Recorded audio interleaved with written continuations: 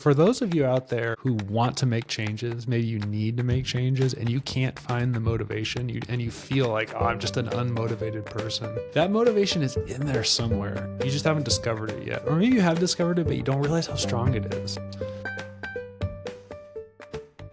Welcome back to the Build Beyond podcast. As always, Build Beyond exists to challenge and guide you so that you can reach your full potential. I'm your host, Chris Netley, and today we are talking about motivation. I guess this is an observation. One of the most common hurdles that people have to get over or get around is a lack of motivation. And I think it's probably one of the more common questions that gets asked to me, regardless of whether it's someone who is dealing with pain and maybe they're looking at going through some type of program to kind of help get that pain under control, or it's someone who's trying to make lifestyle changes. So maybe someone is trying to build a routine fitness plan, or someone who's trying to make dietary changes. I think that's a big one. Is how do you get motivated and how do you stay motivated? And I think a lot of times people look to someone like me as a healthcare provider or a coach, and they say, and they expect me to almost take some motivation out of my back pocket and stick it in their front pocket, as if I could give them motivation or I could say something that's going to motivate them. And I think that the important thing to realize is that motivation, like real motivation, is internal. It comes from us. So maybe as an example, I'll share my motivation. I don't particularly love eating quote unquote healthy. I don't love exercise most of the time. But I look at my motivation as what do I want in the future? So for example, my dad died before I started having kids. I had kids late. He died of cancer a couple years before we had our first child. So, my dad didn't know my kids, and my kids don't know my dad. I mean, he is mythology to them. They know of him. And my dad never got to see me as a parent. So, now I look at my kids and their relationship with their living grandparents, and they have this amazing relationship, especially my father-in-law. That the way, because I could see myself in him, because he's the only grandfather left, and it makes me want to have that relationship. And then I watch my father-in-law, watch my wife as a mom, and that's his daughter. So then I start to think, I have a daughter. I wonder what kind of mom she's going to be like, and I want to be around for that. And historically and genetically, I didn't win the lottery with that. As I said, my dad died before we had kids. My dad's dad, my paternal grandfather, he died when I was very young. And if you look at my living grandparents, I didn't really know them that well. They, just for different circumstances. So I never had that relationship. But most people in my family genetically, they die of heart disease. If they live long enough, beyond heart disease, they die of cancer. And if they don't die of heart disease or cancer, they have dementia or Alzheimer's. So, I have to kick that can down the road pretty far, because I'm in my mid 40s now and my oldest is 6 years old. So if I want to go the distance and I want to have that relationship with my grandkids and I want to see my kids as parents, I have to work hard now. And so when I think about it that way, it doesn't really matter what's going on.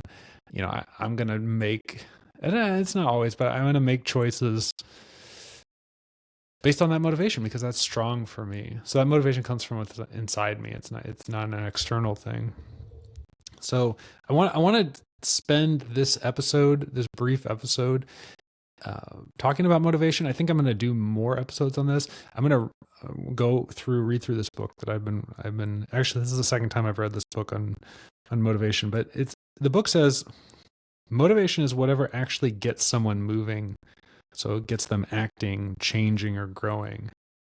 And no one is unmotivated. So for those of you out there who want to make changes, maybe you need to make changes and you can't find the motivation, and you feel like, oh, I'm just an unmotivated person. That motivation is in there somewhere. You just haven't discovered it yet. Or maybe you have discovered it, but you don't realize how strong it is. So there's some things to think about. And I hope this episode helps you. Motivation arises from both internal and external sources and is often interpersonal, something that happens between people.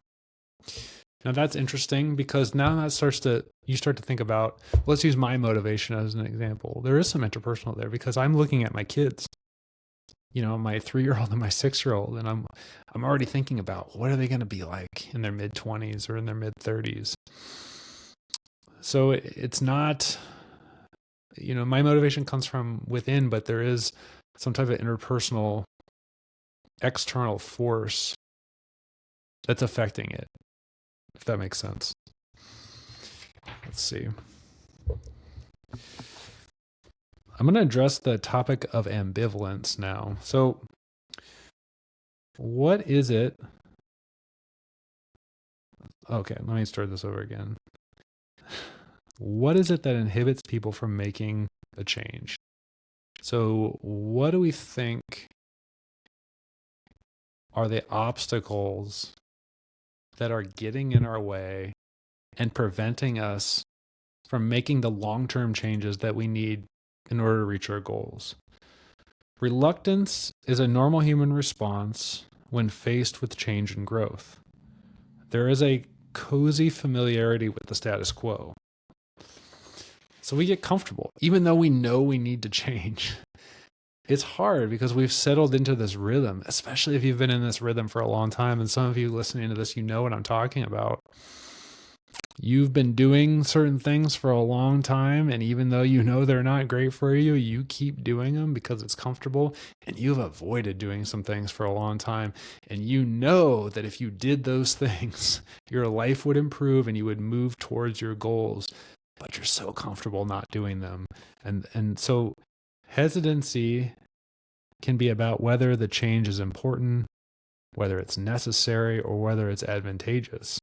So you're second guessing whether or not even making the change is going to have any effect. There may also be doubt as to whether it's even possible. This is a common one. Who was I talking to? One of my patients recently, and I was asking her about hurdles that she saw, like things. Okay, we are here right now, and you want to be here. And here's the path. What do you think is going to get in the way? What do you think is going to slow you down? And she said herself, because historically she has not followed through with anything like this before. So she actually saw herself as this not an external hurdle, but her internally as the thing that was going to derail herself. It's interesting, but it's so common. So people have that doubt. Why can I even do this? Is it even worth the time?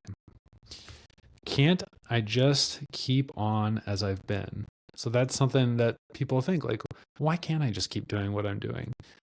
Usually the answer to the question is yes, you can keep doing what you're doing. The people can choose not to grow or to change. You can stay the same.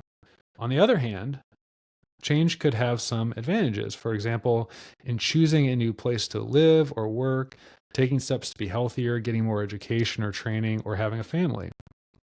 These are all some big changes that can be advantageous. So when considering change, a person commonly experiences ambivalence. So ambivalence, this feeling of you're simultaneously wanting it and not wanting it. And I know you can relate with that.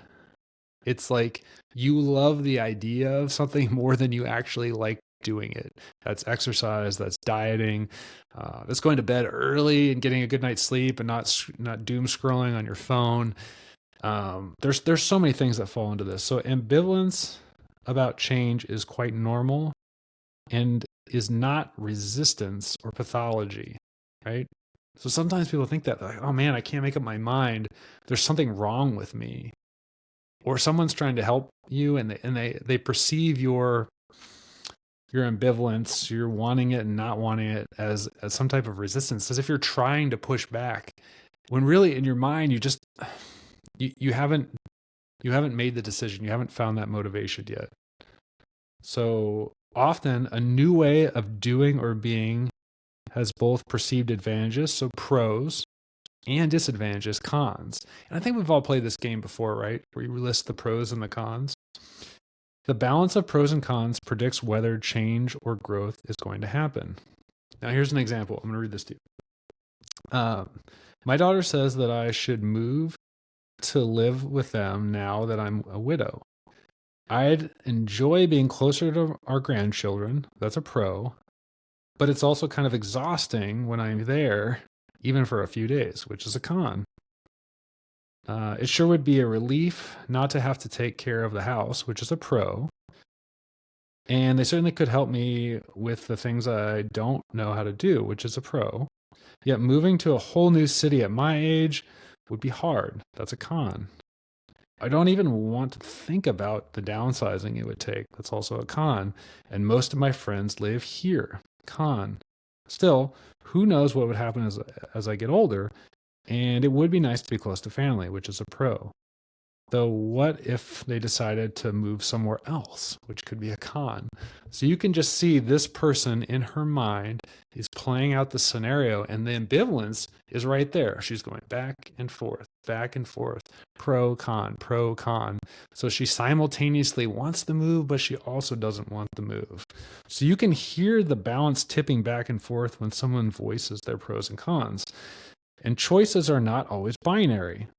Often there are many possible options from which to choose, such as a menu at a restaurant. So important choices are often play out like the following. So you would ask these questions, or you may have asked these questions. What will my career or vocation be? Lots of options there. What lifestyle changes will I make to manage this chronic illness? You have so many options. What do I want to learn about?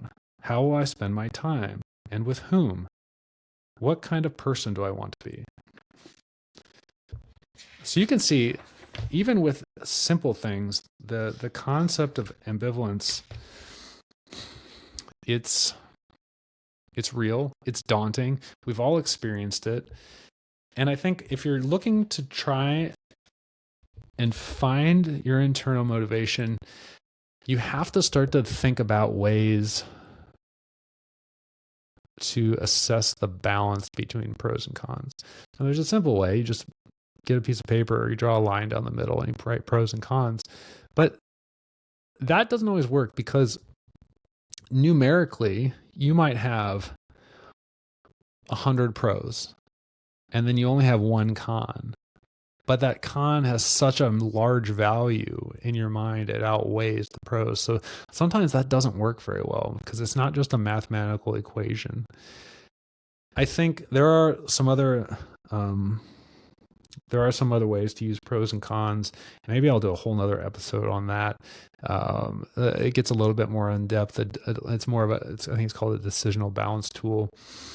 It can be quite helpful, but just having this conversation with yourself and starting to organize some of these things, because here's something that happens. People, as a chiropractor and a healthcare provider, people come to me in pain, and they usually don't come right when they're in pain. They come when the pain is preventing them from doing stuff that they need to be able to do, or that they want to be able to do. So it's affecting the fun stuff and the important stuff. And they know they need to make changes. They know something needs to change, and they're finally willing to at least come talk to someone about it. But by the nature of the way I practice, a lot of times I'm not their first choice. A lot of times I see people when other things have failed over and over again, and they're looking for something different. And I want to say better, but not necessarily better. They're looking for something different. And I think a lot of times when people go to a healthcare provider, they're looking for someone to do something to them, as if they're a broken down car and they need to be fixed. So you can just come in, drop off your car, hang out, Mechanic's going to work on it, and then you're off. That does work in healthcare in certain aspects. Surgeons, for example. I mean, it's probably not a perfect analogy, but it's more closely related to things like that. It's not what I do, and it's not really for people dealing with chronic pain. It does. If you're coming to see me, it hasn't worked. So what I'm interested in initially is, why do you want to make the change? Like, why is this so important to you, and what's your motivation? Because there's going to be a lot of things that you need to do, and I'm going to have to walk with you. I'm not the mechanic to fix you. I'm more of a guide that's going to help you get what you want. But you have to take all the steps, and it's going to get hard, and I can't carry you. So at those points when we're starting to plateau, or maybe we step back, and you need a coach, you need a healthcare provider to step in and say, look, I don't have motivation for you. I have your motivation. Let's talk about this again. And I think that's the important thing. So, you can come to someone like me and work through this. I do spend a lot of time with people, helping them find their motivation. But it's an exercise you can do on your own. You just start to think about, what's the deeper reason? Why do you want this? And what does that actually mean to you? What does your life look like on the other side of these changes? And is the juice worth the squeeze? Sometimes it's not. Sometimes you're just kidding yourself. So if you're not willing, if ultimately you sit down and you're thinking about this critically, and you're like, I'm just not ready to make these changes, then you can release yourself from that desire. You can stop carrying around that burden and beating yourself up and like, oh, I'm not motivated. And it's like, no, it's not important enough to me. Because that's totally reasonable as well.